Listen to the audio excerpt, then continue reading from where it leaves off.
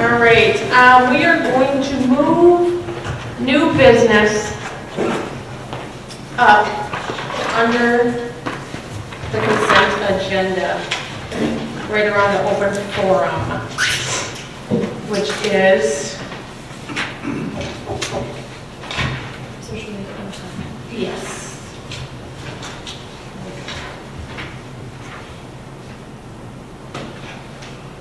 Yes, we will go with item number 7.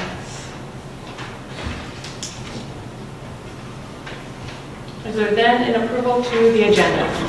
Madam Chair, given that there's only 3 of you here, there are 2 agenda items that require 4/5 votes, which are impossible with 3 council members here. So I would recommend removing Resolution D4 and H5.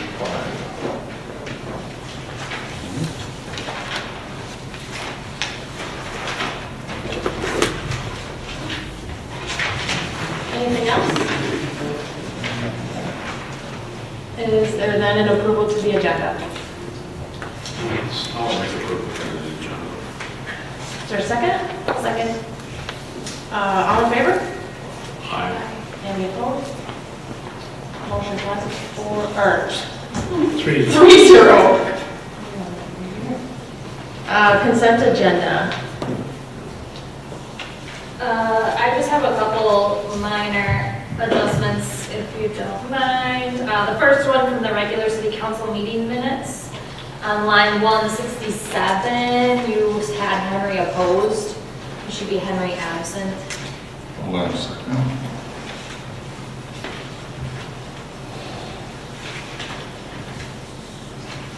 Okay. And then on the special council meeting for March 27, the date under the call to order says Monday, March 26th. That should read or Tuesday, March 27th. And then I was present at that meeting, not absent. Okay. Sorry. That's okay. It looks like it was just copied from the previous meeting. It was. We're good. That's all. Any other questions? Concerns? Lloyd? No? No. Okay. Approval of the consent agenda. I'll make a motion to approve the consent agenda. I'll second. All in favor? Aye. Any opposed? Motion passes 3-0. Open forum, we have 2. Did you have one, Colt? Yeah. Do you want to bring that up? We have 3.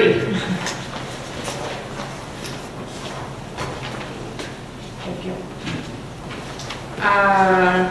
Doug?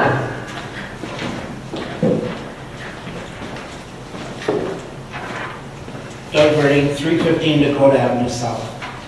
As a resident of Montrose, I would like to thank and acknowledge Mayor Michelle Otto for her participation in 2 events at Buffalo High School on March 14th. In the morning, she represented the city at a student assembly where students paid respects to the Parkland, Florida victims and pledged to connect and contribute. In the afternoon, she participated in a question and answer session with students. It was great for the high school kids from Montrose to see that our city mayor was there to support them in their concerns about school safety. Thank you.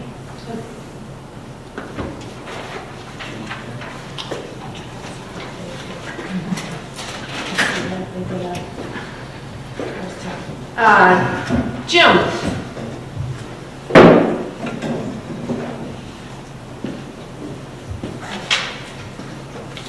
Jim Trombley, 330 Fairmont Avenue. It's something that the council's probably not all aware of. You guys had water issues from Highway 12 when it was done in 97, 98. That hasn't been addressed yet. And it's been always in the works, and nothing's happening about it.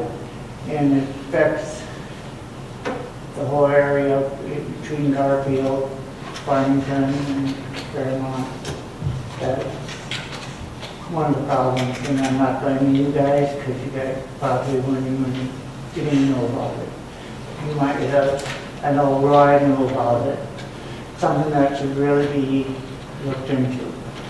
Also, it's nice to be spending money on parks and recs, but you guys gotta start considering spending money into the infrastructure, sewer and water pipes inside of town and stuff like that. The age of the pipes and everything are in poor shape. And people see the parks and stuff, but the parks underneath the road are probably in worse shape than the nice parks are, so. And, yeah, that's the last thing I got, is Garfield Farm, in Fairmont. They rebuilt it, the roads are already junk. And I was wondering if you guys require, compaction test when they do the roads. Because when they did the grade work, they just did it with the dozer, no nothing, or tar on it, you have no compaction. And without compaction, you end up with crap that's like what you got out there. And I hope that the company that did the work is gonna take and stand behind it and redo it and do it properly, because any road should be tested for compaction. I do know that Justin from Bolton Lake is still a part of that project, and he is going to be working with the company to go over and deal with the situations that they have over there. Yeah, because I know when they tarred it, before they tarred it, right before they tarred it, I built my coulee down there, which was empty, and I sunk 3 to 4 inches in the ground, so I know it wasn't checked for compaction. Yeah, hopefully we can get that replaced. But when do you? The spots that you're talking about, Jim, were wet, and they needed to get them tarred because fall and the winter coming, Yeah, and they knew they were bad spots, so they are coming back to take all those spots back out again. but you know, like in my turnaround, you can see where I turned around because the tires won't be. Yeah, they're coming to take all those spots back out because of the wetness, but they needed to put tar on so it didn't get into the winter and we needed to grade or I know. plow. So they're gonna come back and take spots out this spring now and Are they then fix gonna- those, dry them all out, fix them, Okay. and then put the final stuff on. I was just wondering, are they gonna do a compaction test and stuff like that? I don't know, we can check those and see what Yeah, that. because if they don't do it, you're gonna end up with nothing. Yeah, we can but check on that, but I know they're gonna take all the bad spots out. Okay, that's basically all I have. I thank you guys very much. All right, thank you. I do have one other question, Jim. Are you talking about the drainage? Are you talking about the drainage like that comes around through your backyard? Well, no, That comes it from the west all the way Yeah, it down? comes all the way through the west, runs through driveway. From like where Jeff Peterson used to live, the old house there? It's farther back, yeah. Yeah. Back there all the way down to Traverses. Yeah, in fact, it's supposed to take and drain between my backyard and there, but it can't go up a 3-foot hill. Okay, So- so we'll get Wayne to talk to. One of the problems is what you guys probably don't know about. Instead of putting a 40-inch culvert in, they put 224s in. Mhm. And there's no way the water flows through 224s like they should for a 40-inch. We fought with MnDOT in 1997 and 98 about that. And, I mean, the issue's getting worse because the water's already starting to run. It's, I don't worry because my sump pump kicked in once last year. But everybody else's is flooding out, so. Thank you very much. Thank you. Colt.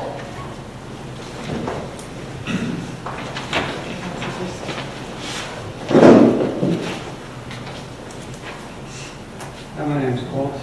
I live at 429 First Street, or First Street North. And do you just want me to explain that? Yes. So I've lived at 429 First Street North for close to 10 years now, and there's been a continuous, a nuisance you might say. It's just been a a real harassment with the neighbors that live next door. Pretty much everybody's aware of that residence, but it always continues to persist, and what I've seen is that the city hasn't followed through with any of its enforcing of ordinance. And I'd like to know what you guys plan to do about that, if anything. Yeah, Dale, you can take that one. Well, on the agenda for tonight, Colt, we have the nuisance ordinance amendments. And with that, then I'd be armed to go over there to that property that you've been talking about and be able to have a system where the enforcement will hold up, will have teeth, withstand legal challenge. And so we are fully aware of that property as well as other properties that are really, there's about 3 or 4 that have come to the front of the radar. All but one are residential properties. And once I have the tools at my disposal, then if the council passes the ordinance tonight, then I go with their norm. I apologize for the delay. Okay. Do you have any other questions? To me, it's still just baffling that we get to this point after years and years that it's the same thing over and over again. And I just don't understand why there hasn't been any type of enforcement of it. Well, I've been here 6 months, so I'm preaching and praying that I'll be, just be patient for a little bit longer. Right, so then the last that I heard was that you're 30 days after road restrictions are lifted, this has changed now? Pretty much, yes. So I can hope to see enforcement? Yes. And council has to adopt the ordinance.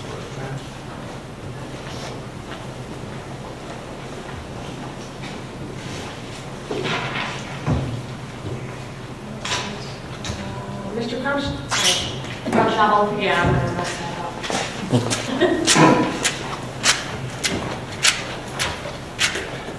Ken Crouch, 6207 7th Street North. The question I have is, I'd like to know if we can get a permanent sign put up. There's a lot of young children that live on that road. There's 3 daycares that are on that road. My daughter has one on the end of that street. And I would just like to know if we can get a permanent sign, so, because it's a 30-mile through street through there, and we're on a dead end where I'm at. And people come back there, they realize, oh, I can't go out in the field, turn around and speed back up. And like I said, we have kids ranging from 0 up to 15 in there. And Jill knows, what I'm talking about too, so that's all I'm asking the council, if there's any way that we can get a permanent sign put up there for, help with the summer coming up. And it seems like it's a younger crowd that lives there, so they have their weekend, they have their football parties and this and that, and the children all play together. So I'm just asking the council if there's any way we could look into something like that. So, okay, thank you. I don't suppose we'd have any signs already made up there. We'd have to order a sign. Okay, thank you very much. Thanks, Ken. This is new business, so if you want a motion. So then- Yeah, we should make a motion to get a sign and put up there, set the street. Is that your motion This then? is motion, that motion. Is there a second? I'll second that. All in favor? Aye. Aye. Any opposed? Thank you very much. Yes, thank you.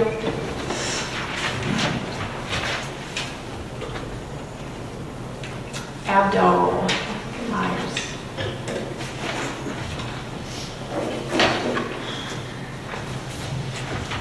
Good evening, Andy Bird with Abdo Myers.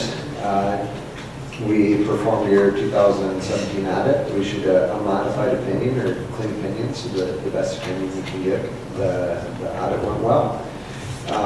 Previous to this council meeting in the work session earlier, we went over the financial results and had discussion on those. So I'd be happy to take any further questions that you may have. You guys have anything? No. Okay, thank you. All right, thank you. check. Need a motion. Oh, we need a motion to approve the audit. Yeah. I'll make a motion to approve the audit. I'll second. Lloyd? Aye. I will vote aye, and Jill? Motion passes 3-0 to approve the audit. Thank you. Thank you. Wright County Sheriff's Department.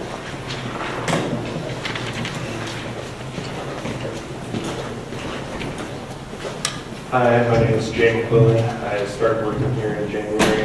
I'll be working there until the end of the year. I work 6 p.m. to 2 a.m. I haven't met most of you, I've met some of you. This is the first day I've been working when you have had the council meeting, so nice to meet you. Thanks for coming. Any questions for me, or are you just looking for a report of what's been going on? I have a couple questions for you. Vandalism over the weekend, egging of cars, do you know anything about that? I saw it on the community page. I was off this weekend. I haven't read over any reports on it or anything, but Okay. I knew there had been ongoing problems with people going through cars and people doing stuff in the neighborhoods overnight. But when stuff like that does happen, we start bulletins for extra patrol in the area. And people frequent those areas and they log when they check in, what time, if anything was seen, etc. So I can look over that and make sure there's a bulletin and see what was said. Do you know how the speeding is going and stop sign on First and Emerson and First and Garfield? I don't think, people have been monitoring the traffic, but I don't think they've seen No, typically anything. it just, Yeah, okay, I'm good. thank you. Thank you. Reports from the council. Who wants to start? I can start. I attended the annual egg filling for Park and Rec. Attended the egg hunt for Park and Rec. The engineering RFP interviews. I unfortunately missed the attorney RFPs. Attended the Park and Rec meeting. I missed Montrose Days meeting last night. It was my daughter's birthday. It's not the next week, the second Sunday. It is the second Sunday. No, that was the second It Sunday. was, I don't know. The Sunday, last Sunday was the first, so it would've been- this would have been the second Sunday. So I don't have any updates on that. That's all I did. Maybe some union meetings, I guess, I don't know. I didn't work. I think we had one. Still waiting on that. Let's see, since last council, the egg hunt, the filling of the eggs, as Jill said, we did job descriptions for the new public works position. We're still waiting on some of them, and the seasonal positions. As Doug mentioned, I attended the school assembly. That was a rough one because that was acknowledging, the 17 kids that passed in that school shooting. And the principal at the high school, he's amazing. The kids have so much respect for him, and he just takes everything to heart. So it was really like an overwhelming thing to actually be attending to, and honored that we were all asked to be there. What else did we do? Oh, we did a couple meetings with Grant, with Wright County Parks, and we met with legislator out in Dassel. Union meetings. That's about it. council meetings, special meetings, union negotiations, planning and zoning meeting, Highway 25 meeting, engineering, or the RSP or whatever, and city attorney, and financial audit meetings. All right, Kevin. Good evening, Mayor and Council. First item on the agenda for me is the activity report for March. 19 calls back in March here. We're still up from 2017 on total calls this year. We're at 63 last year. This time we were at 41, so we're staying pretty busy as far as call load and everything goes. So, next item included in the packet is our 2017 annual report. I'd be happy to address any questions, otherwise I'd be looking for a motion to accept it.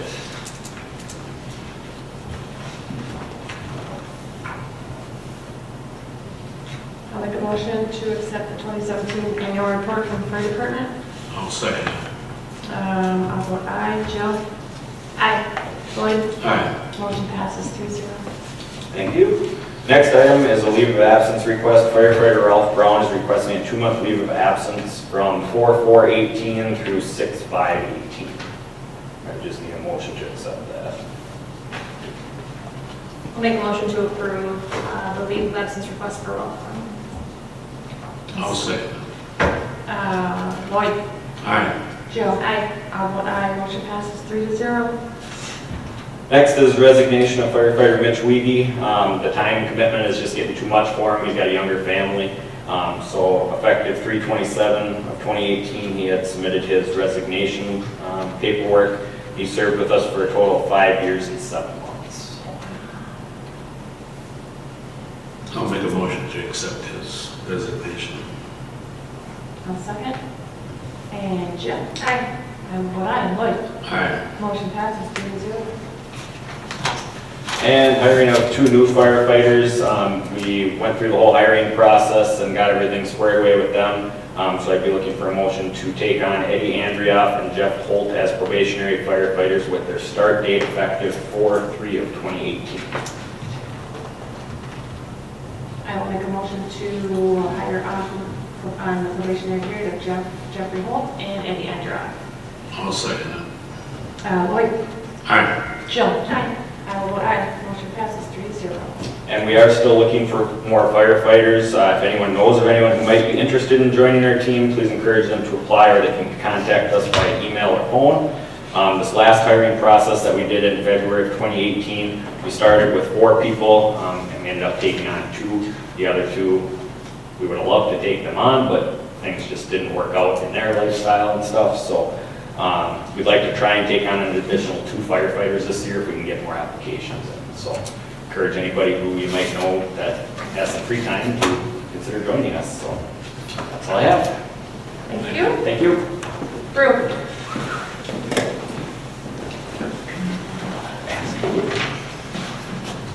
Good evening, Mayor and Council.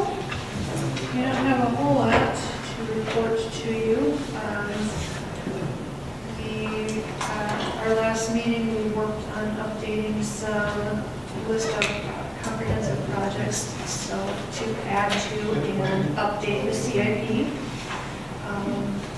We have sent over requests to Public Works to assist us in getting some more concrete numbers with Northridge Walking Trail. Waiting to hear back about potential salvage of the end retention of Well House 1. I know that's still in the works. We had our annual egg hunt, which is our biggest event that we have for the year. Looks like we had about the same amount of people. Had a really good turnout. And for that, we have a lengthy list of people who would like to take. We had several people that volunteered to fill eggs, people that hadn't shown up before, so we really want to thank them. Elaine Anderson donated quite a bit of items this year, not just eggs, but additional items. There was an additional woman that dropped baskets off, and unfortunately, I never got her name. So whoever you are, thank you very much.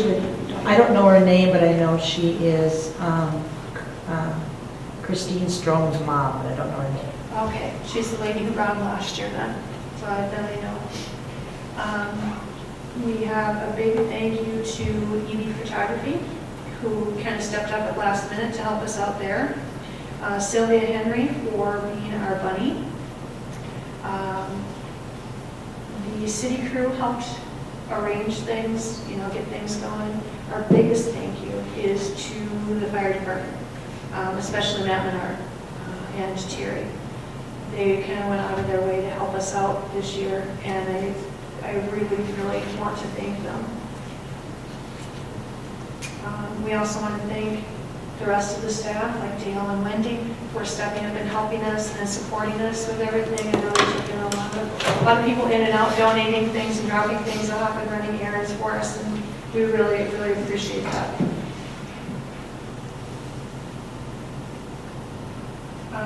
update on Regional Park. We are still working on the funding with that, and as Mayor referenced, there's been several meetings with that.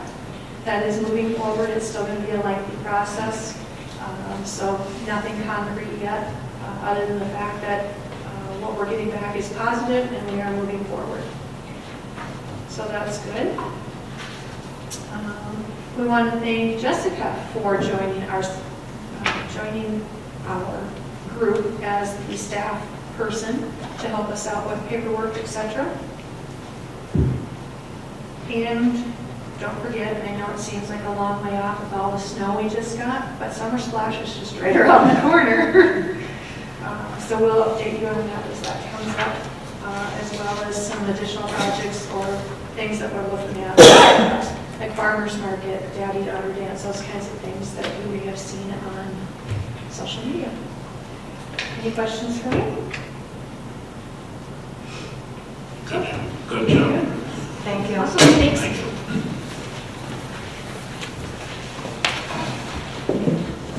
Dale? Thank you very much, Mayor Otto and Council.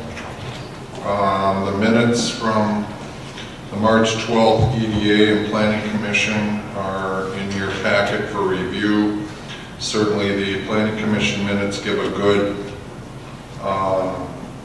synopsis of the public hearing on the nuisance ordinance, and certainly I hope that will help you digest a lot of what we're going to be talking about tonight.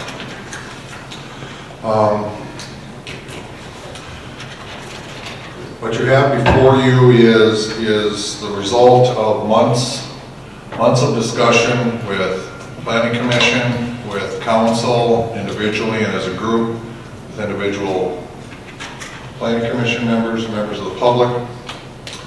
And the net result of this is providing for a little bit more organization to the enforcement process. It also adds some definitions to garbage and rubbish. To give the audience kind of an overview of what these changes do. As I mentioned, defining garbage and rubbish. It's tough to say fast. Garbage and rubbish. Clarifying that property owners are responsible for violations caused by their tenants. The language before was a little iffy on that. Transferring primary responsibility for enforcement of nuisance violations from the Sheriff's Department to the zoning administrator. It authorizes but does not mandate proactive and complaint-based code enforcement. Establishes a position of hearing examiner to hear contested notices of violation. And the reason for that is currently an option that the city has is going through Wright County District Court to get properties cleaned up. And that can be a long, arduous process that can take, if we're lucky, only months, but most likely it would take years. Meanwhile, as a neighbor to a junky property, you're sitting there for months and years. And it just does not seem to be a very good deterrent to getting your property cleaned up. Using a hearing examiner keeps the process in an administrative state where we would hire a hearing examiner to hear contested violations. And the property owner can state his case, I would state my case, and the hearing examiner would make a decision. And that is appealable to the city council. Goes further to say that when you receive an administrative citation, that you have three options. You can either bring the property into compliance, you can ask for a hearing, or you can ask for an extension of time. What the proposed ordinance says is that if you ask for an extension of time, you're in effect pleading guilty to the administrative citation, and so the appeals process has been taken away from you. There's nothing to appeal. For illegal off-street parking, we do a little bit different. And this was something that was brought up in, at the planning commission meeting and added after the planning commission meeting. One of the issues with using an administrative citation with a period of time to comply is that in cases of illegal off-street parking, that would give the property owner 20 days to illegally park, 1 day to legally park, and then go back to 20 days illegally parking, which to me doesn't make a whole lot of sense.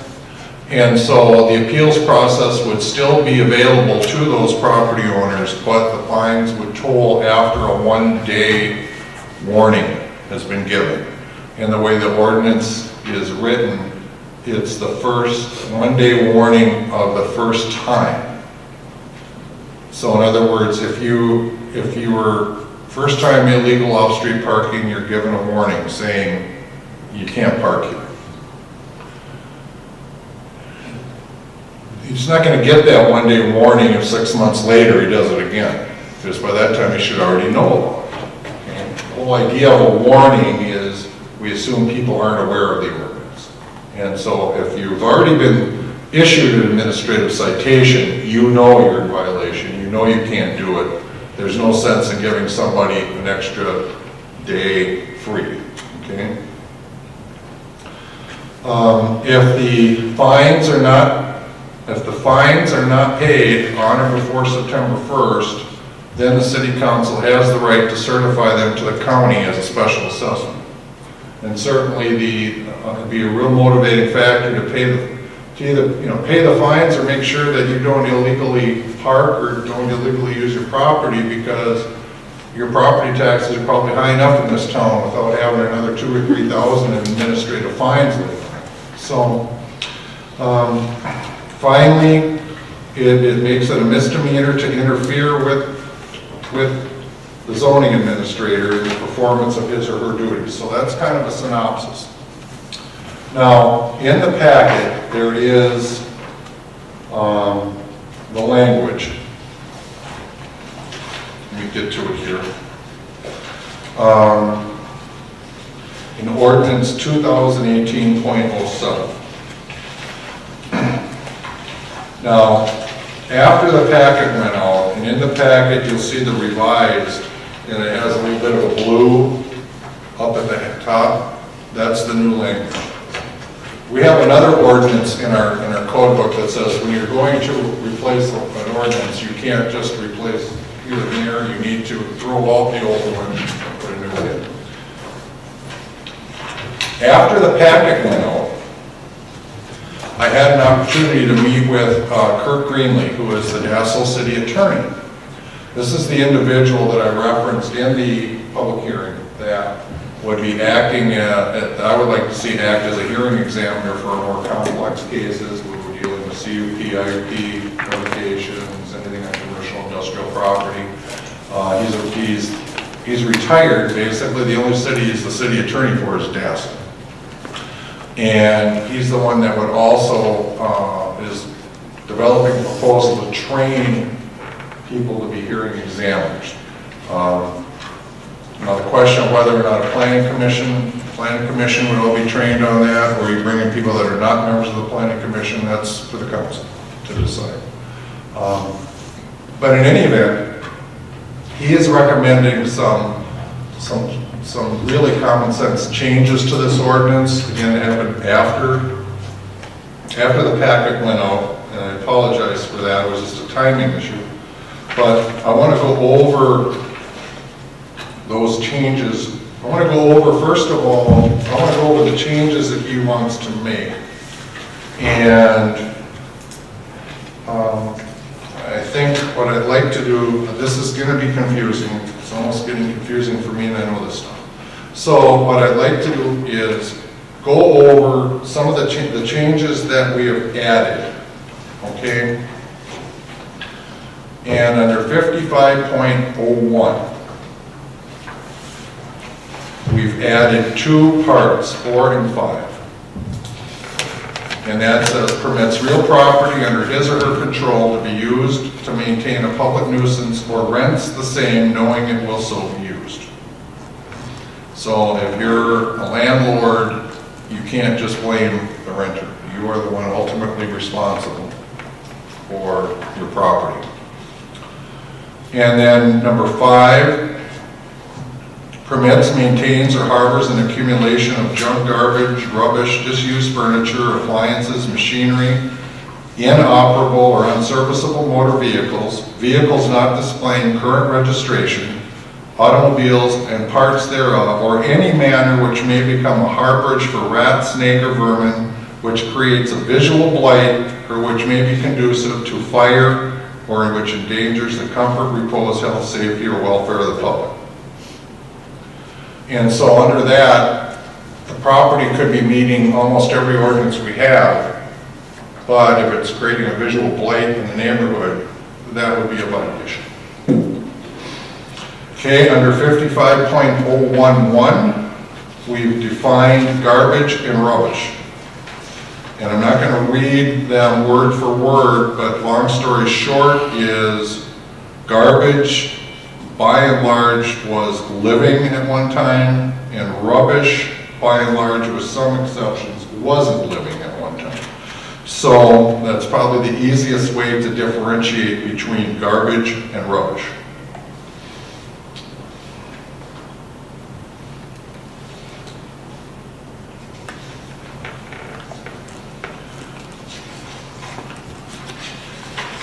The next change is under duties of city officers. Whereas before, as the ordinance stated, the sheriff's department was the primary agent for enforcing our ordinances. That's been shifted to the zoning administrator.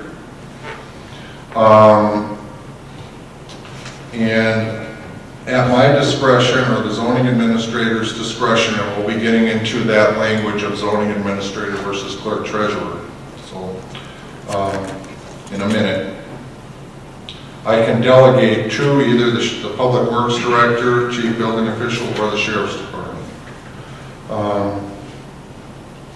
5505B is the length. The first sentence is what authorizes but does not necessarily mandate what's known as proactive code enforcement. The zoning administrator shall cause to be inspected all public and private places within the city which might contain a public nuisance as defined in this code, as often as practicable to determine whether any such conditions exist. The second sentence is the complaint-based, where it says, also investigate all reports of public nuisances located within the city. Number C, grants the enforcement staff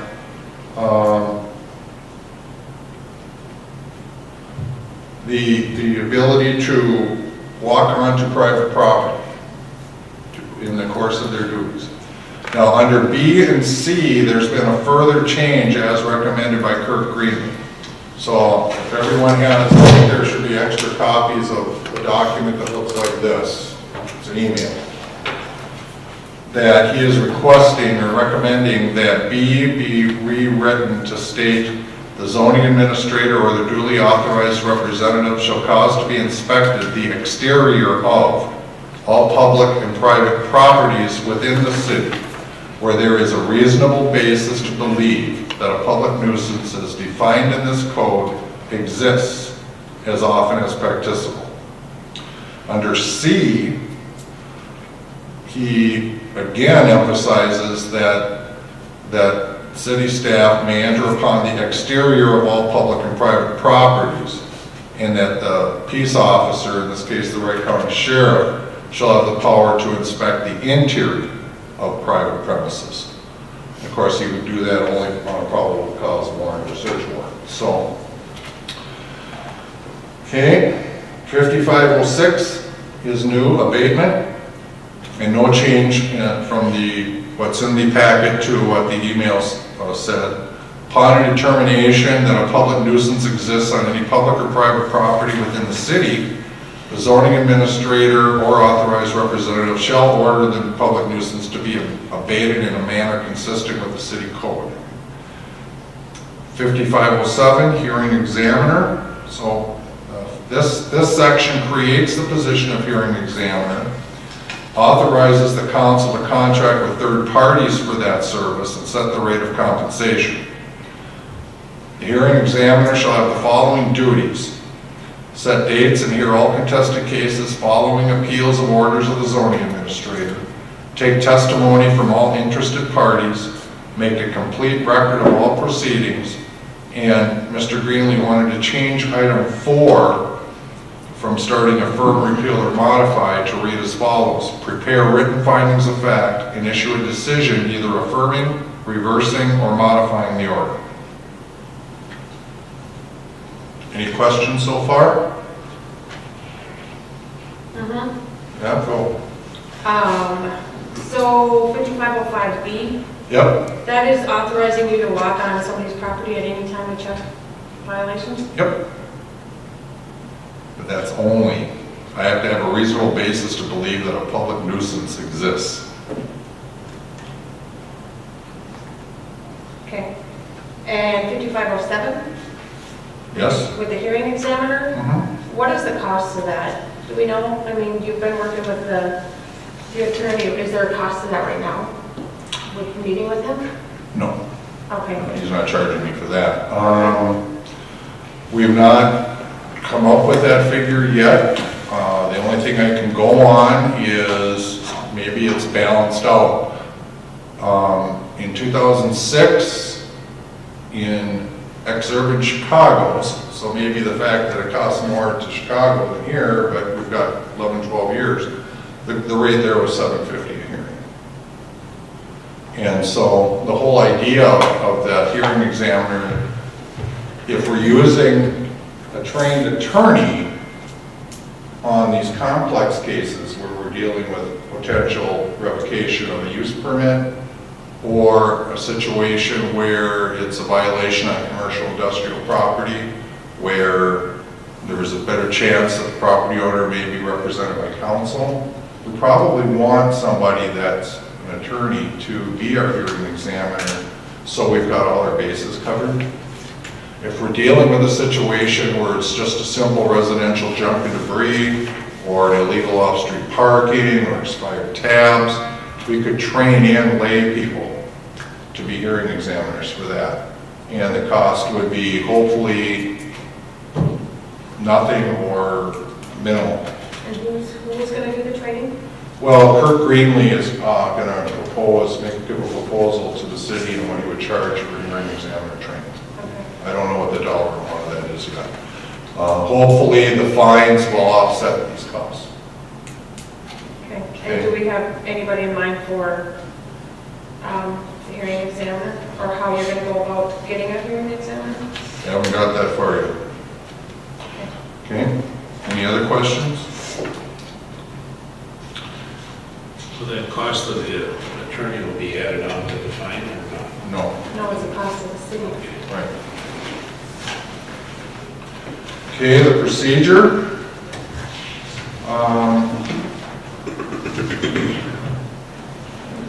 It says here, the affected property owner shall be notified by personal service or U.S. mail that the nuisance must be abated within a reasonable time, but not less than 20 days from the date of service of the notice. Service by U.S. mail is deemed received 3 days after mailing, so we don't have to send out a certified letter for this. The order shall state with specificity the nature of the violation and the requirements for compliance. The property owner may, within 20 days of the date of the order, request a hearing before a hearing examiner and shall set out the procedure by which that hearing may be requested. That's all part of the order. And just to give an example, you have in front of you, and I think there was extra ones, this sheet here. And this sheet here lays out how you would get an appeal and how you would get a time extension. This would accompany every administrative citation issue. Also at the table, and for the council, you should have something that says administrative citation on it. Looks like this. And that meets the requirements of this ordinance. actually states the city code section that's being violated, the date of the violation, compliance date, and how compliance will be achieved. Between these two documents, it meets that section of the ordinance.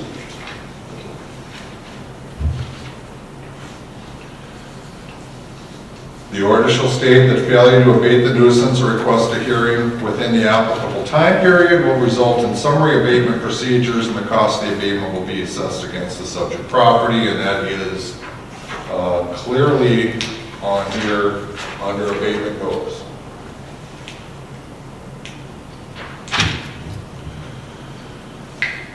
So upon expiration of the time required by the notice, I can abate the nuisance unless a request for hearing has been timely filed. Okay, next, hearing before hearing examiner. Now, one thing you'll note is that A and B and C in the email is A and B that you have in your packet. And that was the other thing that Kurt said, is he wanted headings for A, B, and splitting up B into hearing before hearing examiner.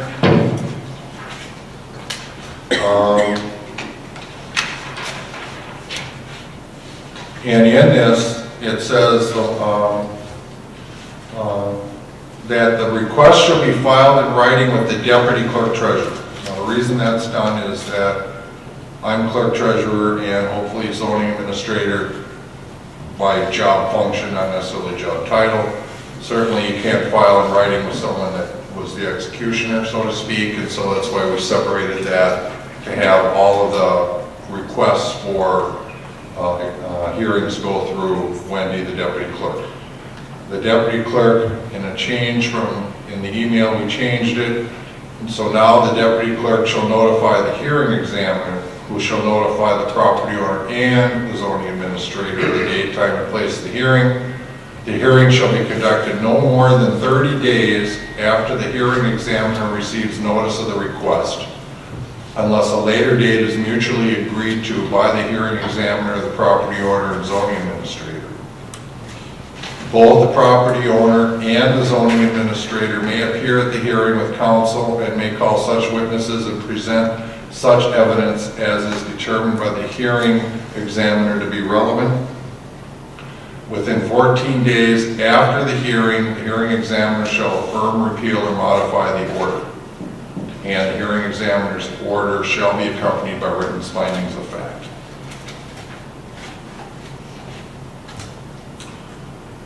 Appeal to the city council. Anyone that if you don't like the decision of the hearing examiner, then it goes to the council.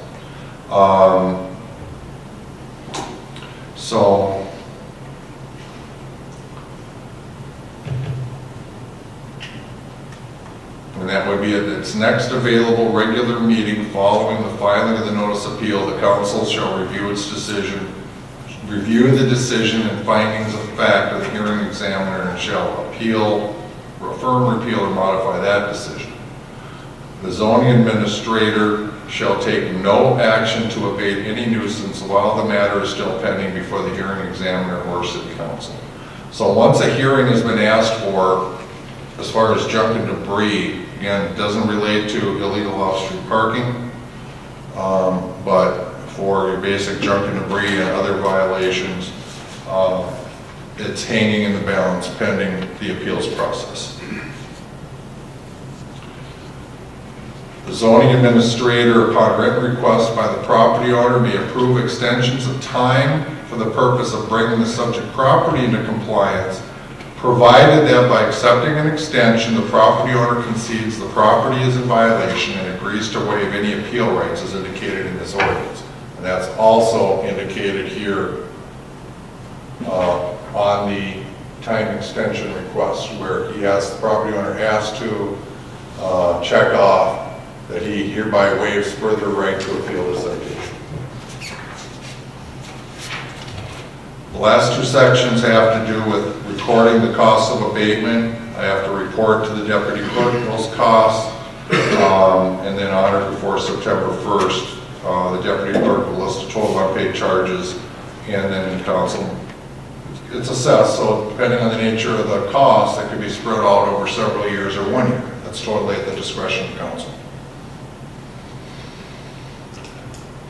5509, and a misdemeanor for any person to prevent, delay, or interfere with the zoning administrator or their duly authorized representative while they are engaged in the performance of duties set forth in this chapter. And then we've added a special section just to deal with off-street parking. Again, for the reasons I indicated before. In instances of violations of section 1019 of the Montrose City Code on residential property, administrative fines would be imposed after one warning notice has been given to the property owner. The property owner can appeal the administrative fine through the process in this chapter.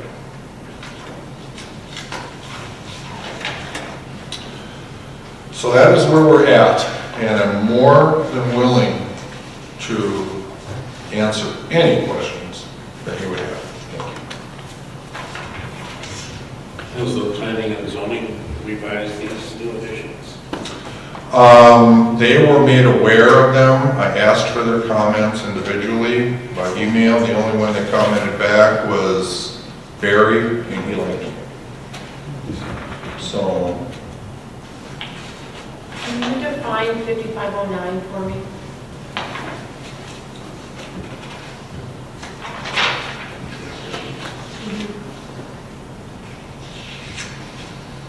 if I'm at a property and you're telling me to get out, if you're basically, I mean, what is interference? I'm investigating a property, you don't want me on the property, I'm doing my job. So That would be interference. Right, so that kind of goes back to 5505, that you can walk on anybody's property at any time. Correct?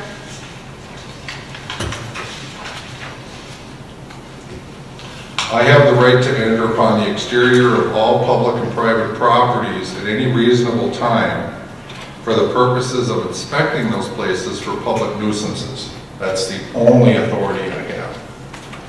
And a reasonable basis to believe, which is in B, I think it's a situation where whether I see it, receive a complaint or I notice it, I have to notice it first from the public right away. I can't be, snooping around people's backyards looking for violations. But if I have a reason to believe based on either a complaint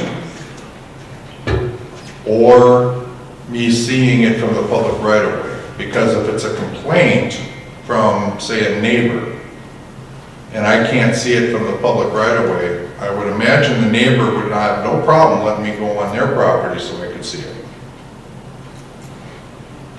But just in the brief time I've been here, there were cases that I thought it was a violation from the public right away, and I go onto the property and I find out it's not.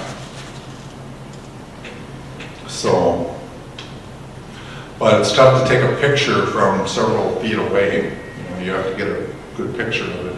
Certainly I couldn't damage property during this. If all I'm trying to do is try to get some evidence, take pictures. So then, with that coinciding with 5509, if, I'll just use myself as an example, not knowing you, and you were on my property and I came out and I said, excuse me. Well, I have this. Right, but I still don't want you on my property. And then you're gonna come back and say, well, now I'm gonna fine you with a misdemeanor? Because I could. Okay.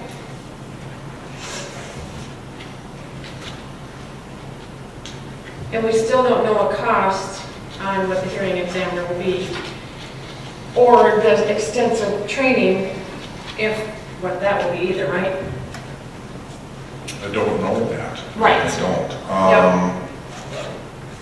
So I had a request from one of the planning commissioners that he wanted, if he was going to be trained as a hearing examiner, he should be paid for doing hearings. My initial thought is if you're getting the training for free, you should probably do the hearing exam for free. If you want to charge, then you should pay for hearing examiner training. And then someone else brought up a point to maybe not have planning commission members be hearing examiners at all. Somebody that's not associated with the city government in any way be a hearing examiner because of a suspicion of gilding the lily or something like that. So that whole thing we don't know yet. And I don't know, would it be a situation where if the hearing examiner was too expensive that you'd scrap the whole ordinance? I mean, there needs to be an appeal on this somehow for this to work. Otherwise, we're sitting there with Wright County Sheriff issuing citations, criminal citations, and it taking months, if not years. And there is a cost to enforcing an ordinance. Now, the best we could, what I'm praying for is that the fines coming in will defray the cost of the hearings. I think there'll be more hearings on trying to get the administrative fines for illegal off-street parking and so on lowered than there will be on junk and debris. So I guess my struggle on this, as far as the hearing examiner goes, is we're essentially creating a position that we have no idea what that cost is going to be up front. And part of me wonders if we're just not trying to push this through faster than we're really ready to. Because we're creating the position, and then potentially in a month from now, we find out what that true cost is going to be, and we all determine that it's too much. So then we got to redo a whole lot of this whole entire document. And so what is the harm to get that cost of the hearing examiner, get this new verbiage back to planning and zoning? I mean, you can tell based on the meeting minutes that it was a little contested. I mean, there was a 3-2 vote on it. I wasn't at the meeting, so I can't confirm really where that, disconnect was. But, would this verbiage make it a 5-0 vote and make it just that much more, like, proof of the... Well, one of the no votes is in the audience. Right. So you could ask her. Drew, do you want to shed any light on that? At the time that we were reviewing it and voting on it, I didn't think it was complete enough. I thought that there needed to be a little bit more to it, and it wasn't ready for you guys to look at yet. Since the rework has been done on it and I have read it, I'm more comfortable with it. I still have the same questions as you guys. I still want to know what is the hearing examiner going to cost. However, from my perspective, that we are coming up to where you're going to need this. And the longer we wait, the harder it's going to be to get it in a timely fashion, especially if you can get this into where you have it by the time citywide cleanup comes in. Because you've now got that date for everybody to clean up their stuff and not get charged for it. Now, after the fact, you can start with, you already had your opportunity to clean up, now here's your consequence, essentially. Do you know when he's going to send back his proposal on cost? I mean, is that the ultimate vision of, like, you and maybe planning and zoning as far as who's going to be the hearing examiner? Well, on who's get hired, that's up to the council. Okay? He's done this in the past, and so he has, to me, I'm not saying he's the only one that could do this, but he doesn't live, how far away is Dassel? Half hour, 45 minutes?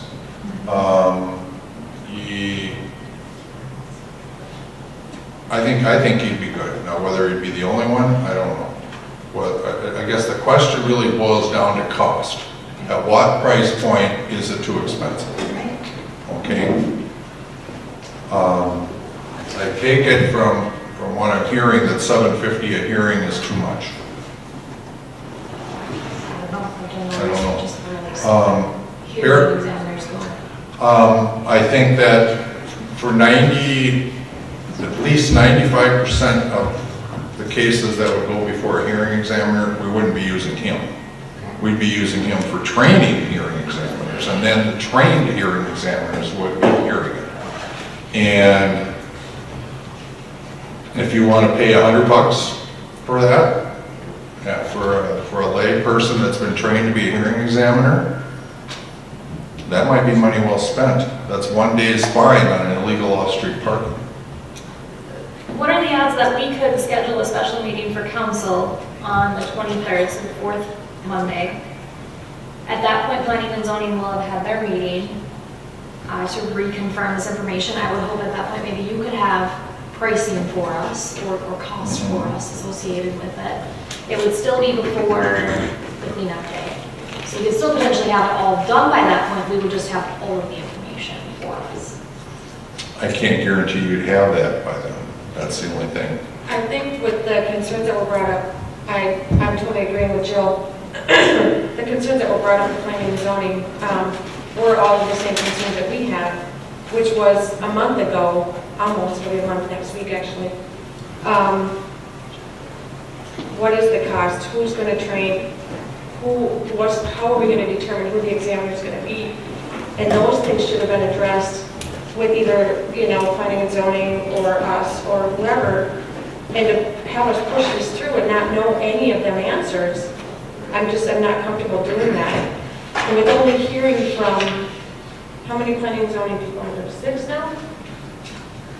6, and only hearing back from 1? Knowing it was I'm not comfortable passing this through without them seeing all of these changing and being able to discuss the changes that are here. And I agree with Jill. Have the planning and zoning look at it, and maybe we schedule that 4th Monday to go over it again, because we're still in time, to get it in before cleanup day. But we have to have some clarification on some of this. And if I don't get numbers from Kirk Greenlee in a timely manner, He might be able to give you some pretty close ballpark. Yeah, we don't need, just a ballpark of something, or even, is that who planning and zoning wants to be the examiner? Do they want to do training? Whoever you mentioned, the planning commission that would want to do this. What's the extent of that, Those are questions I think need to be addressed and get clarification on. okay. So should we make a motion to send it back to planning and zoning? And I think we should set a date. Yeah. So do you want, Yeah. Is that the motion? I'll make a motion to that effect. okay, is there a second? I'll second. Okay. Lloyd? Aye. Aye. And Jill? Aye. Motion passes 3-0 to send it back to planning and zoning. And then if we can set the date for the 4th Monday to meet again, 23rd. the 23rd. Maybe even see if planning and zoning wants to meet with us. I wanted a joint meeting. If they could, then we can just get it done I mean, at that point, could we meet on the 18th? Meet on their day. on their day. I mean, that's fine with me if it's. Well, there's other things on the agenda for the 18th, so. Well, I just don't want to force them to go to an extra meeting. I mean, Right. and it's more of a council to attend extra meetings, but not always. I mean, Is there a lot on their agenda? Well, we have LGI, and what else? Lot size discussion. Pardon me? Lot size. Lot size, they are running, yeah. Maybe So- the whole council should be. Maybe we should all be there anyways for that. Yeah, Sounds good. Because it's gonna, yeah. Sure. does that work for you guys? I mean, not that it has to be open discussion with all council for the entire meeting, Right. but why not have? Well, I could post it, I could just say that a quorum of the council may be present at the, yeah, Right. okay. Okay. Otherwise, I think the guts of it are great. I just want to make sure, I mean, we have planning and zoning for a reason.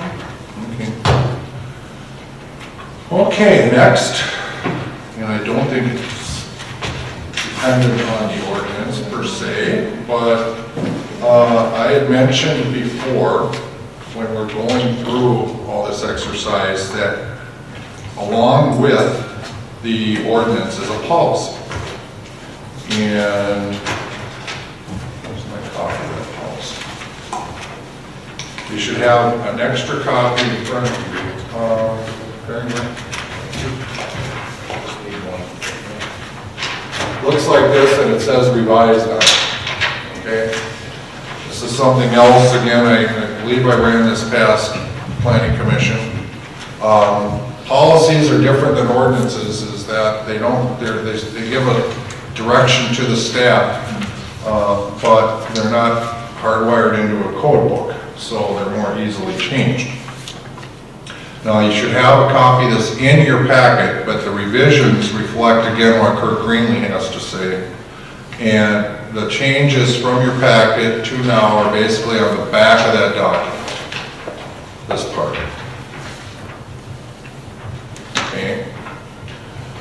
And long story short, what it means is that we talked about a voluntary contractual arrangement between me and the property owner before a formal notice of violation or administrative citation. Mr. Greenlee believes that that's probably overkill, in that the voluntary nature of it, when I'm at the guy's door, can be easily achieved within the construct of the administrative citation itself by just being flexible in the date. And the way that he recommends is if somebody wants 30 days instead of 20, that he would also ask for a time, it would be done via the time extension where he waives his appeal dates. So, other than that, that is all the deletion of we're getting rid of the difference between voluntary and involuntary compliance as far as in the policy. We're still doing it as far as working with property owners face to face, talking to them, trying to resolve problems before going through an impersonal letter from them. So,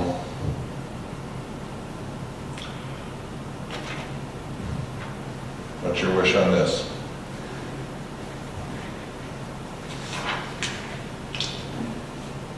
Is there any discussion on this?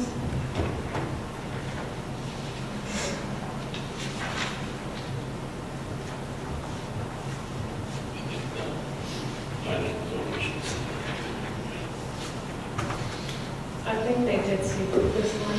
This was the conflict that planning and zoning had. The question was under one ordinance, it was proactive and complaint-based. This one now is just stating modified complaint-based, Right. not necessarily proactive due to lack of staffing. So, is there any discussion? I think we can do that at the same time when we finalize or authorize the whole deal. Okay. I'm okay with that. Okay. Okay. So then, is there a motion to send this back to planning and zoning as well? I'll make a motion. Is there a second? Yep. Jill? Aye. I'll vote aye. Lloyd? Aye. Motion passes 3-0 to send this policy back to planning and zoning. Question. I just have one question. You know, on your, endangerment piece, or coming into the property and stuff like that. Just so happens that my property runs into the pond, and stuff like that. So am I liable to have to put a fence up to the boundary of my property so that nobody can get hurt? I don't think any of the I don't other think so. ponds. Well, I know, but Any see, of a the lot other of the property, my yard is actually in the pond. 50 feet of it, and my backyard is in the pond. So I just want to make sure that I don't be liable and have to put a fence up. If I have to put a fence up, I'm gonna fence into the middle of the pond and fence it all the way out. Well, I would more suggest maybe coming into City Hall and having a discussion and being able to pull up your actual plat to see exactly what you're talking about. I'm not sure that, at least I'm not comfortable making any sort of recommendation as far as that goes. It's the same place you guys are having a lot of problem, but you guys have your own 10 feet of it, you guys got the same problem too, so. I mean, I'm in the process of redoing my backyard, I just wanna know when I'm gonna put a fence up. Because I know too, I thought about that because a lot of the properties have their holding ponds or whatever you want to call them right in the backyard. Yep, And and so I. maybe we're waiting for somebody to drown or get hurt or something and then the city will do something. I mean, is that gonna open up a bag of worms? Right. I'm not just looking for me, I'm looking down the road for everybody else too, it's just, Right. I think that would be a discussion we'd have to go into City Hall for.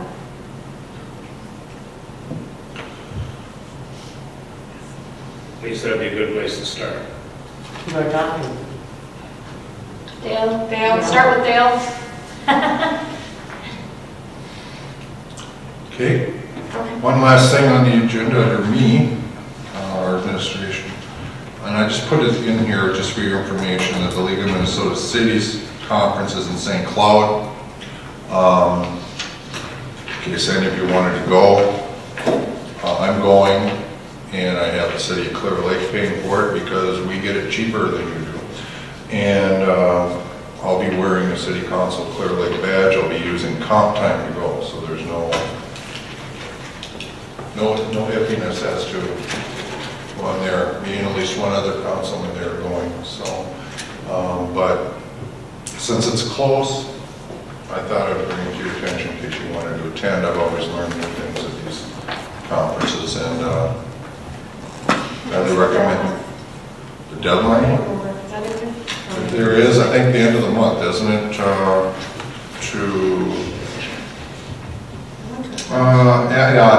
April 30th it goes up. If you haven't gone before, it's $150. Okay. If you have gone, it's $400. That makes no sense. What? Well, they're It would be the other way around.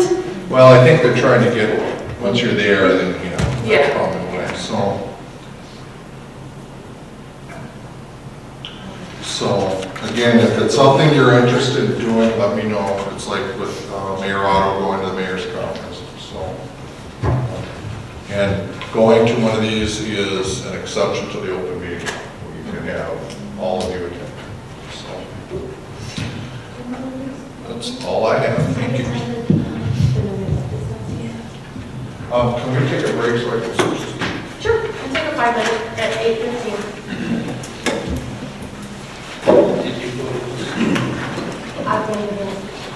I enjoyed it.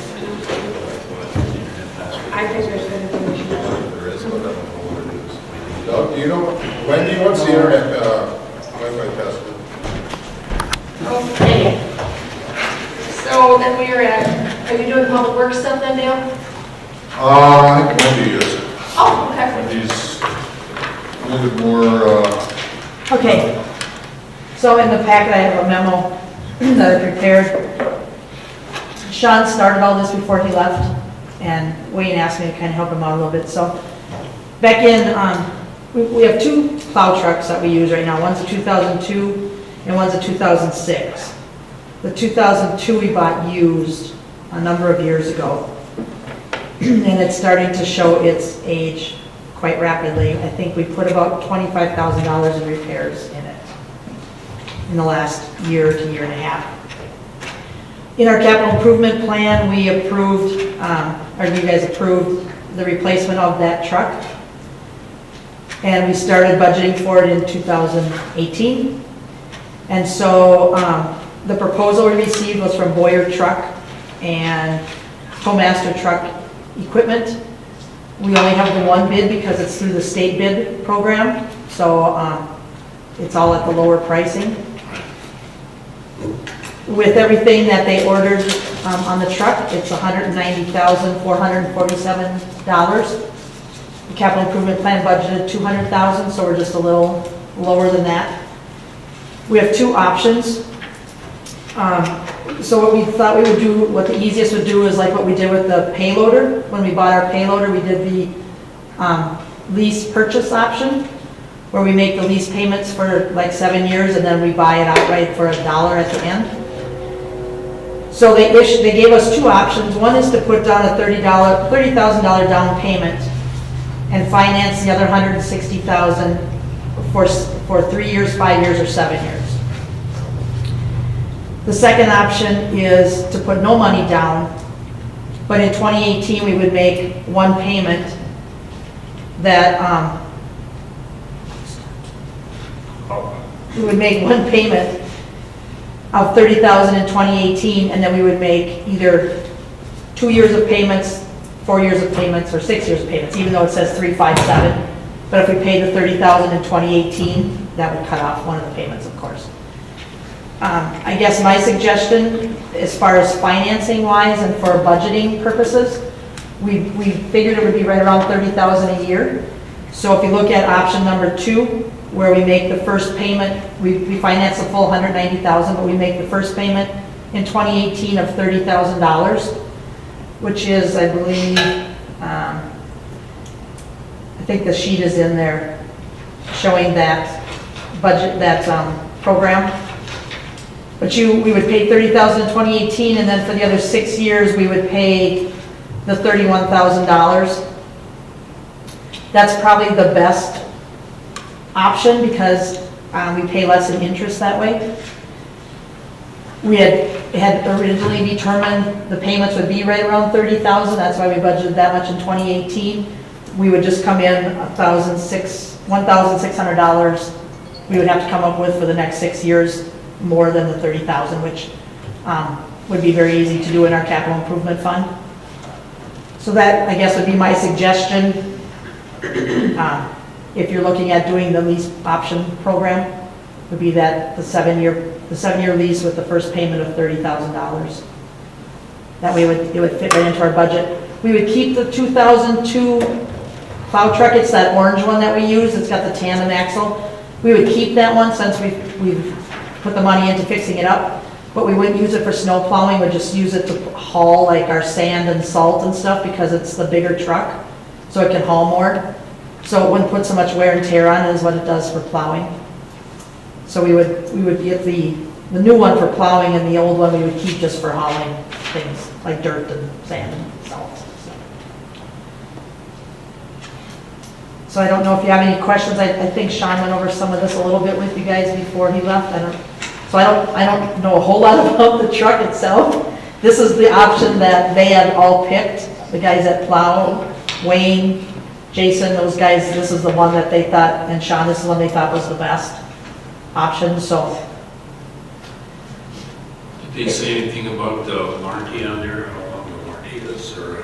No, I haven't. I don't think there's anything in here, but I'm sure there is one. I can check, but I'm sure there's some kind of a warranty on it.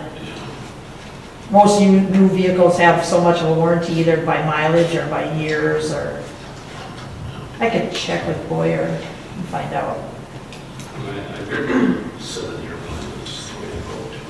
Is that a motion? I'll make a motion to accept the plow 7-year plan.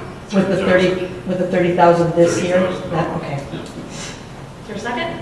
I'll second. Point of clarification first, that's the second option, right, not the first? Correct. Yeah, second. Okay, just want to make sure. I will vote aye. Jill? Aye. Lloyd? Aye. Motion passes 3-0. Okay, I'll let Wayne know. He'll be back tomorrow. I'll let him know so he can get the order placed because it takes a number of months to build it. We should have it hopefully for the part of the plow season. I don't know if we'll have it for the whole plow season. Next year for sure. Yeah, but we should have it by part of this plow season anyway, so. Another plow season's over with now. No, I mean in next fall. This plow season is gone, hopefully. Next plow season, yeah.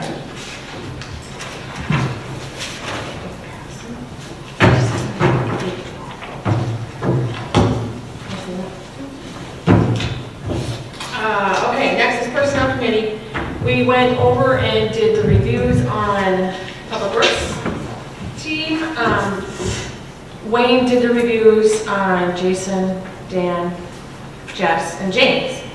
And then Lloyd and I, along with Wayne, went over in discussion what their goals are and how they are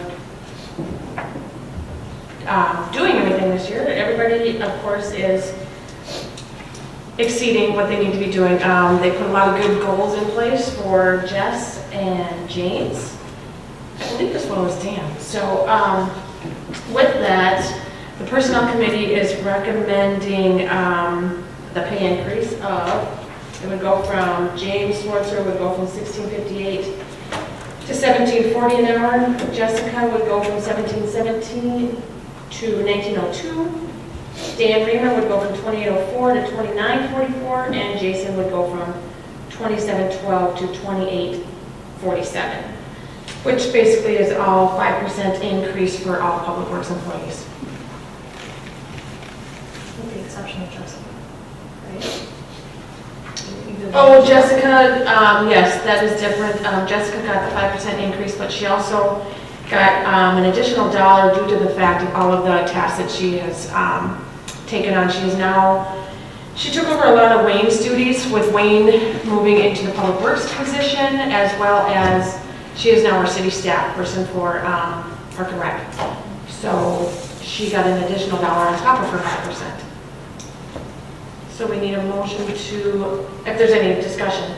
Is there any discussion on that? Then we need a motion to approve that. I think it's fine.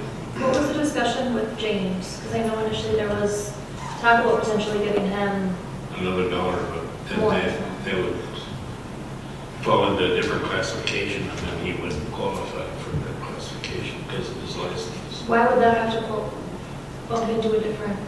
The clarification with Wayne was because the current position that they are hiring for with licensing is only at 1975, and then the clarification that they wanted to bump James up to would be like a conflict, because it would be very similar.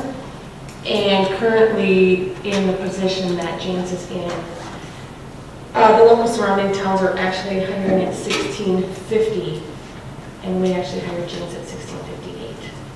So we went with the recommendation of Wayne, keeping him where he's at, because he's only been with the city since October? January. So that's even, yeah. Unless, So,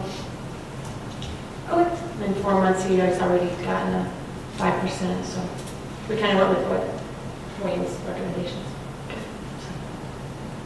If we can just clarify that. I believe, yeah, he was going to discuss that with them. When did we meet, Thursday? yeah, that's. Wednesday or Thursday, and he was going to meet with them the next day. Okay. With all of them, so. Yep. Okay, I'll make a motion to approve the review and pay adjustments as stated. For Public Works. Yeah, is there a second? I'll say it now. Okay, I am Lloyd. Aye. I will vote aye, and Jill. Aye. Motion passes 3-0. Engineering, Finally. introduction, hello. Honorable Mayor and Council, members of city staff, members of the public, my name is Sean Waji. Scotty Matheson on behalf of Wayne. We would just like to say thank you for the opportunity to provide engineering services to the city of Montrose, and look forward to working with you. Welcome. Questions? You have to try and answer them?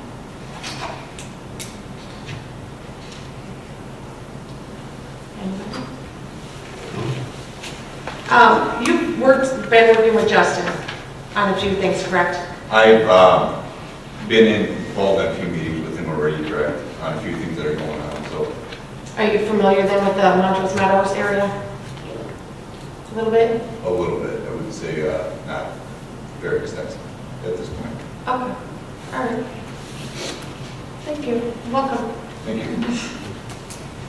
Matt? Good evening, Mayor, council members. My name is Matt Proko, and I am the new city attorney. I'm very glad to be here. I look forward to working with all of you as well. I already started to do that with some of you. certainly working with staff, and it's been great. Thanks for having me on board. I do have two substantive matters that are on the agenda. One of them is a contract that we provided to you. It's really not a contract, it's an agreement.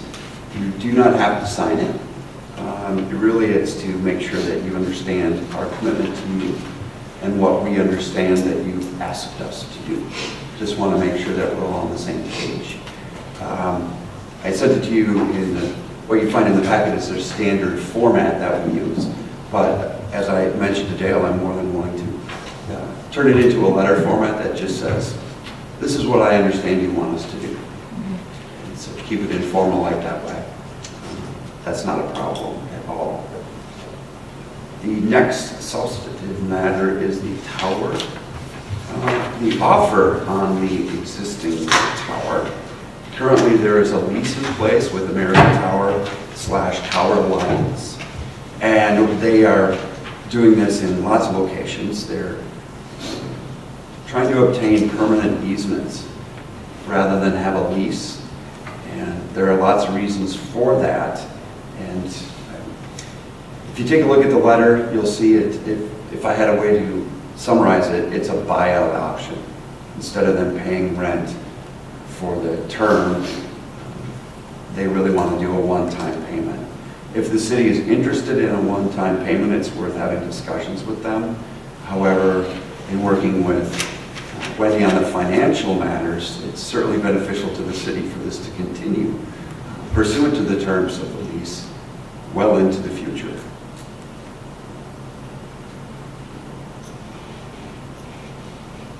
If you have any questions about that. Any questions? So right now, we receive about, it's just a little over $1,800 a month. Every year in, I believe it's with the August payment, it increases by 5%. So in August, our next payment will be around $2,000. And so if you calculate that out into the future, we're much better off. We make more money getting a monthly payment, like Matt said, than we would at a one-time buyout. You know, if you're a really small city and you're really hard pressed for cash, the buyout's probably nice, but we receive lease payments every year, you know, from them. And in the long run, we'll make more money on the monthly payments. Mayor, council members, if I can interject as well, this is definitely the trend, and the same company is presenting this to many private as well as public entities that have leases with them. To date, none of these cities that our firm works with have agreed to the buyout, not a single one. On the flip side, I am aware within some of the cities that private businesses have agreed to that kind of a payout, specifically churches. In particular, lots of them have within their crosses, for example, they've permitted antennas to be placed there.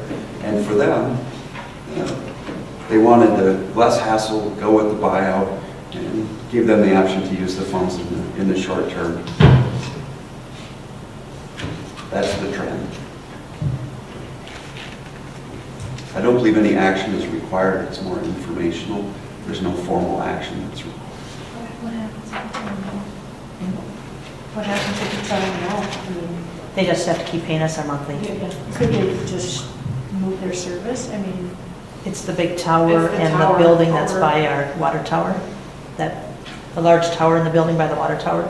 So they would have to, I'm just, I mean, Take it. what would be preventing them from, say, coming to me on that back piece of property I've got and saying, we want to put a tower up here, and we'll pay X amount, and then the city gets nothing? I'm just asking, is that a possibility? I'd have to go back and look at the contract. I think the zoning would prohibit something like that on the property. Yeah. But there could be something around it, I'm just, just wondering. Well, they own the tower, they just are, the lease is for the land, Land. so. They do have a binding contract and a lease. So if tomorrow they said we want to walk, their damages that are provided right within the agreement itself. At the end of a term, if they chose not to renew, then certainly there are other options available to the city in terms of other providers that might want to be on the town efforts.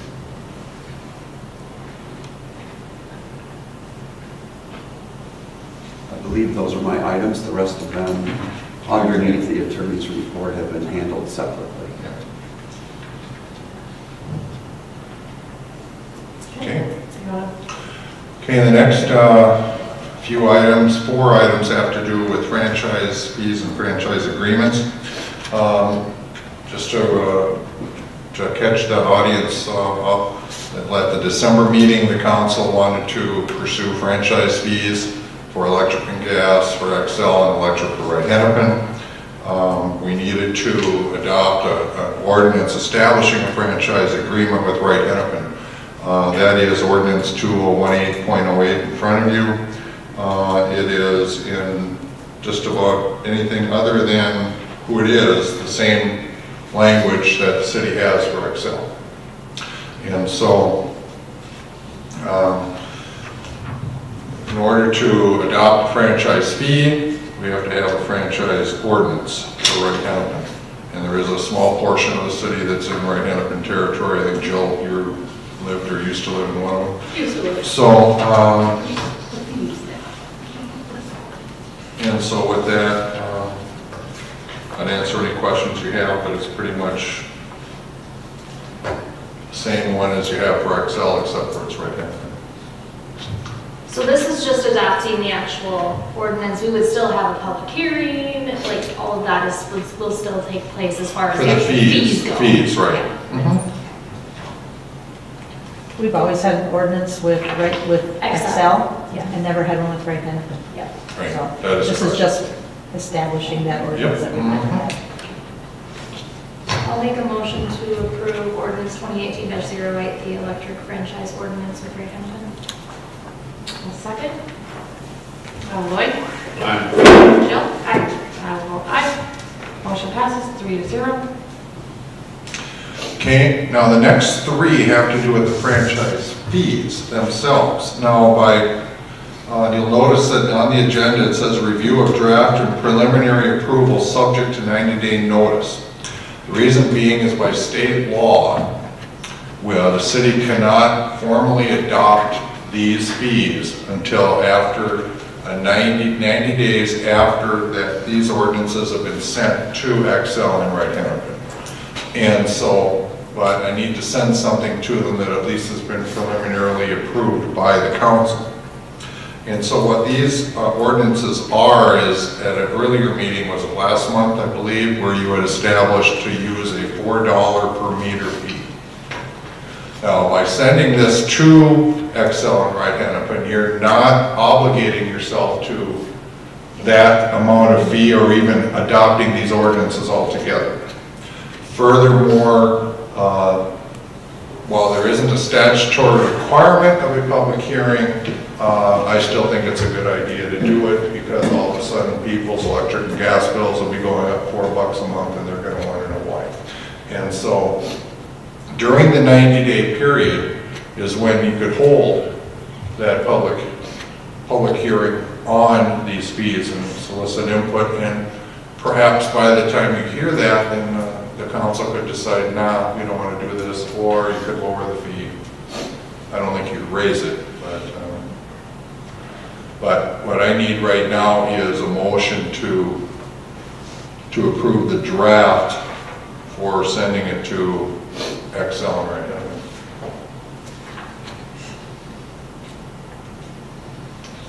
May I ask just one question? Yep. Okay, businesses are gonna be charged per meter also, they're not gonna be getting a break? Correct. Okay, somebody has 6 meters, they're gonna get $4 per meter. Okay, that's fair for everybody then. Is there a motion? I'll make a motion to approve ordinance 2018-09, an ordinance implementing an electric service franchise fee on Northern States Power Company and Minnesota Corporation, its successors and assigns for providing electric service within the city of Montrose. Go on one. Is there a second? I'll second that. Jim? Aye. Lloyd? Aye. I vote aye, motion passes 3-0. Mayor Otto, just as a point of clarification, I think, Joe, what you meant was to approve the draft of the ordinance for sending it to Excel, and not approving the ordinance itself, correct? Right. And that'll be the same form for the other two. So, In the- Submission then? 2018-10? Yeah, I'll make that motion as well. Same verbiage.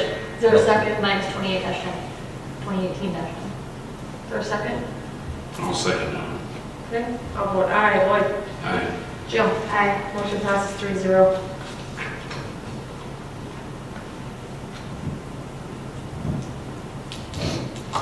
Same verbiage for 2018-11? Yeah. I'll second that. did you make that motion again, Joe? Sure, I'll make that motion. She had it memorized by heart now. And you're seconding it then, Lloyd? Yep. I'll second that. All right, Jill? Aye. I'll vote aye. Lloyd? Aye. Motion passes 3-0. Thank you, I'll finally shut up. You're up, Mark. Honorable Mayor and Council, this next item on the agenda is a consideration of entering into a preliminary development agreement and just overview of a concept sketch for the property known as the Preserve of Montrose. As you know, the council had initiated a process requesting proposals through a RFP process for the development of that property several years ago. In doing that, the city has had questions and had various conversations, meetings with different people that were interested in that property and ultimately interested in providing the city with some form of proposal. Since I've been with the city over the last year or so, I've met with several people and I've had a multitude of conversations on this property with all kinds of different ideas being tossed about as to what the property could become. One of the developers who we had talked to was the only one who actually submitted a formal drawing of any kind, which is what we asked for in the RFP to come in with detailed information, not just kind of discussion points on what they were looking for.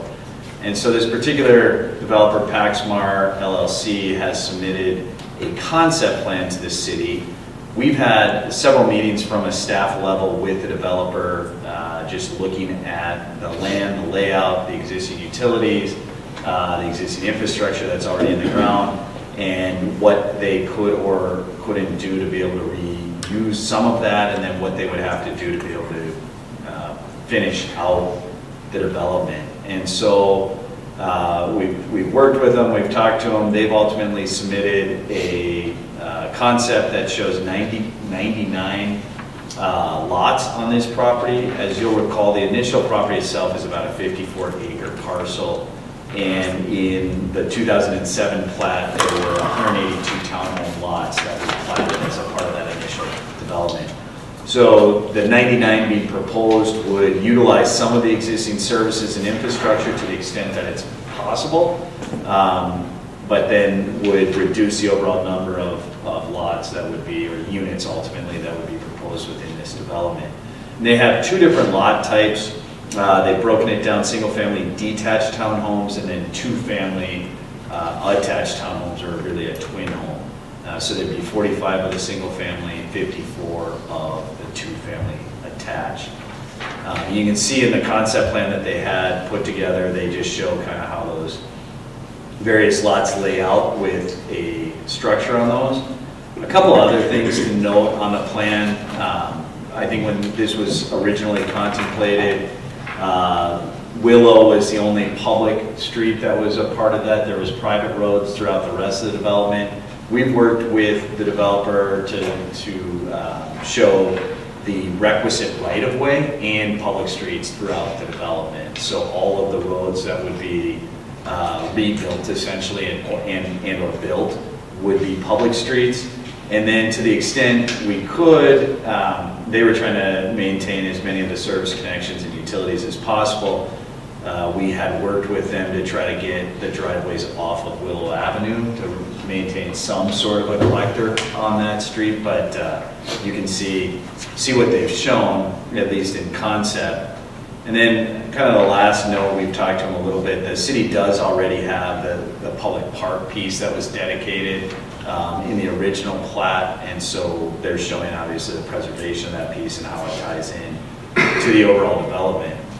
And so with that, we've talked to them about what the process would look like if they were to move forward.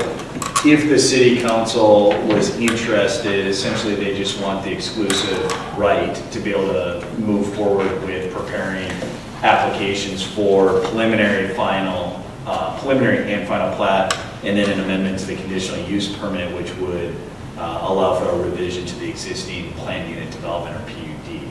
And so they don't want to submit those applications without the essentially the acknowledgement by the city that they're going to be allowed to go through that process. The agreement that was put together is a preliminary agreement, but it gives them that exclusive right, but it doesn't approve any part of the development. They'd have to go through the process and then receive approvals through the typical process for doing that. It just gives them the ability to go through it and spend the money to go through that process, knowing that if they successfully go through that process and receive the approvals that they're seeking, that the city will sell them the property. And so the purchase of that property is what was contemplated in the RFP. It would essentially be the reimbursement of all applicable costs. We included an estimated, well, actually it's a current ledger essentially of what that cost is. It's at about $22,000, but that doesn't stop until there's a closing on the property, and that would occur after the city would consider formal approval of a final plat and development agreement. Then we move to close on the property and sell them the property, and they pay us back for whatever all of those fees are. As they move into the process, they'd submit applications and put down the requisite fee plus escrow to be able to just do the city level review of preliminary plat, final plat, and the conditional use permit. Now, did you say the park fund has already been paid? Well, the property that was contemplated in the original PUD, that piece, it's the piece that's down, let's see if I can get this right here. This piece of property just off of Willow has already been deeded, or we have it as a separate parcel, I think we determined.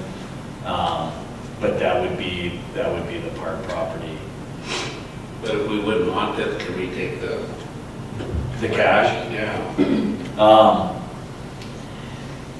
And I don't know the answer. I mean, I don't know now, I haven't been out there, but is that just lowland? You know, we've been stuck with getting the swamps and everything else. So. I don't believe that's low. I mean, and I didn't have a good history with it, but from what I can tell, that's not lowland. That was kind of a desirable piece. And that's not all low. There, like the existing ponds and some of that stuff has been built, and then all of this area in here is low. I believe this to be a pretty usable property. Yeah, and the original plan years ago, that is higher ground. They actually had like a gazebo and everything showing sitting there. So that's all higher ground.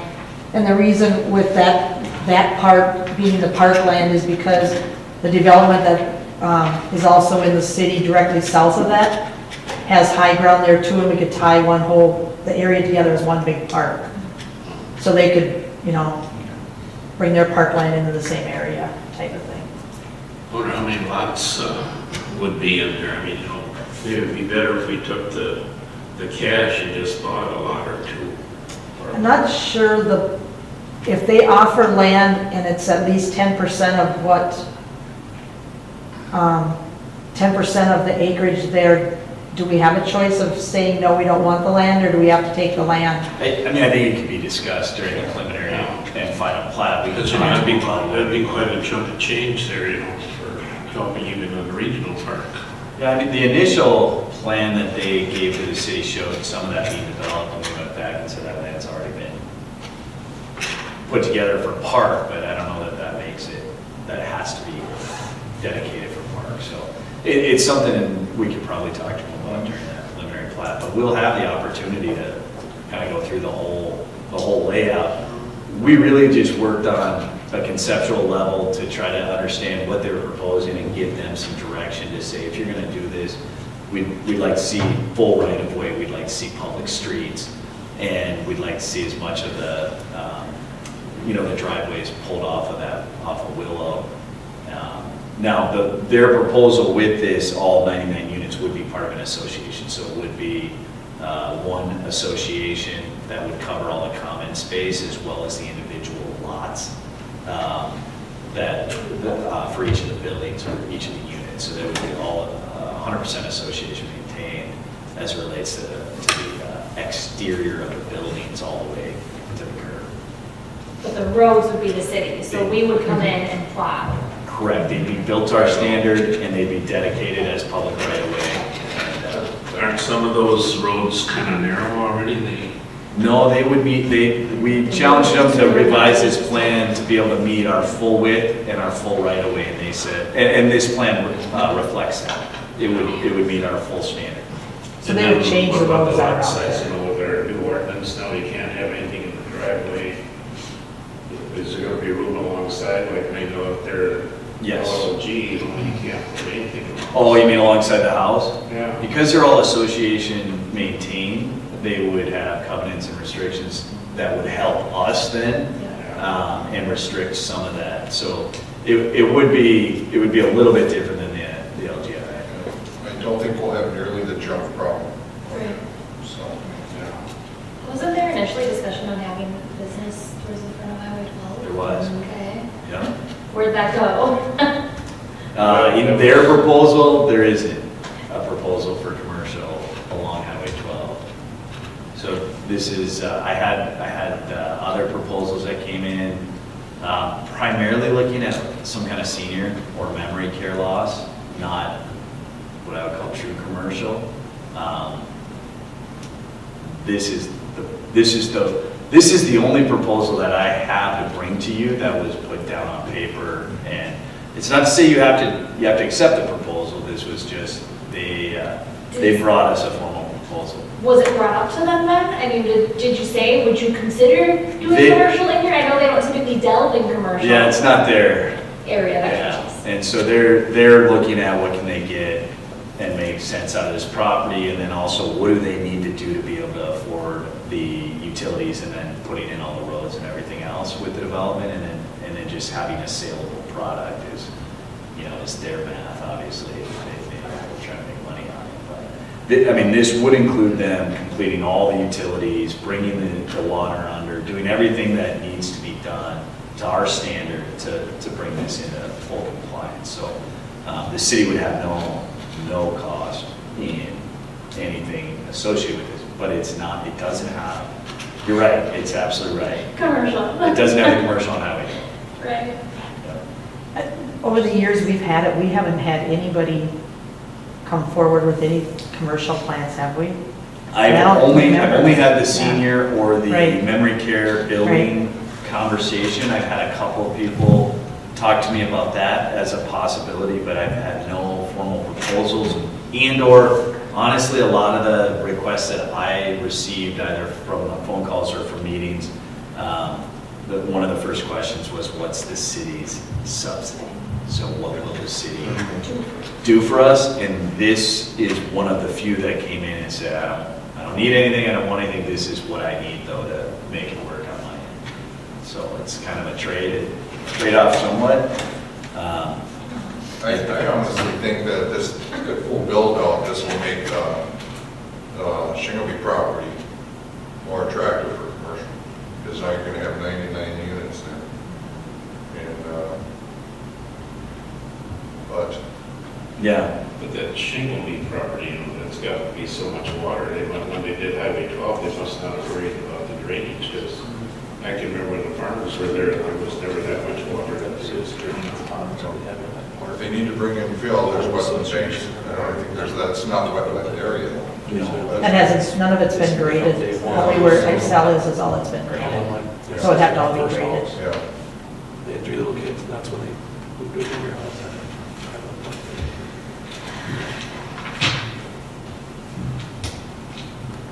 Do you need a motion from us? If you'd like to, yeah, move forward, then I would. Yeah, 'cause it doesn't tie us up anyway. Yeah. Give us them. Well, It takes it off the table for now, but if you go through the process and we don't approve preliminary and final plat and a CUP amendment, then you don't. And then it's back to what do you want to do with the property, so. All this is giving them is essentially the exclusive right to go through the process without us being able to go and negotiate it with somebody else at the same time.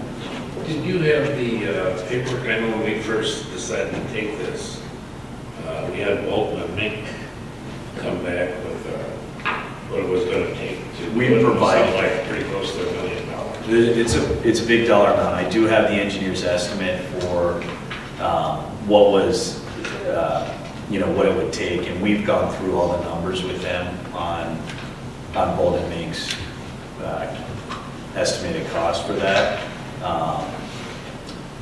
Probably have it right here. I'm trying to think what it was. It was a pretty big. It was pretty close to $1 million. Yeah, it was a pretty big number.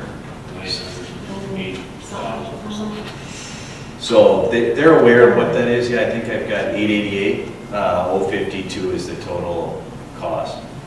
So now there's some worst case scenario in that, depending on when they actually go in and televise some of the lines. If there's less work that needs to be done, they might not have that full cost. And then on that figure that you had two for 22,000 or 21,000, whatever it was, didn't we pay it for $10,000 to advertise that we first got that? it wasn't 10,000. That's all included in there. It's all It wasn't Yeah, it 10,000, was included on there. and it's included in that. I would certainly think that the development review fees that Mark's gonna charge right up until final plat would be included in that. Yeah. Yeah, so. The number will just keep it. Yeah, it will just keep going until we close on the property and, Right. yeah. Okay. Well, then I guess Make a motion? I'll make a motion to accept go ahead with the plans. Accept the preliminary development agreement? Yeah. Is there a second? I'll second. Okay, Jill? Aye. I vote aye. Lloyd? Aye. Motion passes 3-0 to proceed with tax bar preserve.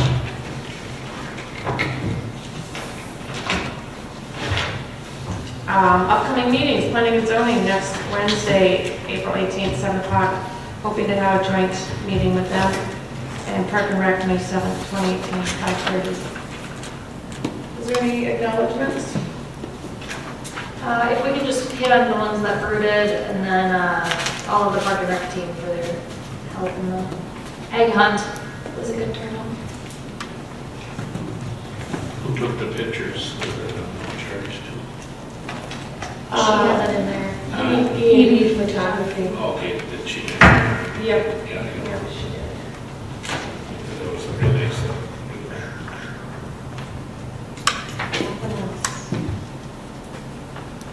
To adjourn? All in favor? Aye. Any opposed? We are adjourned.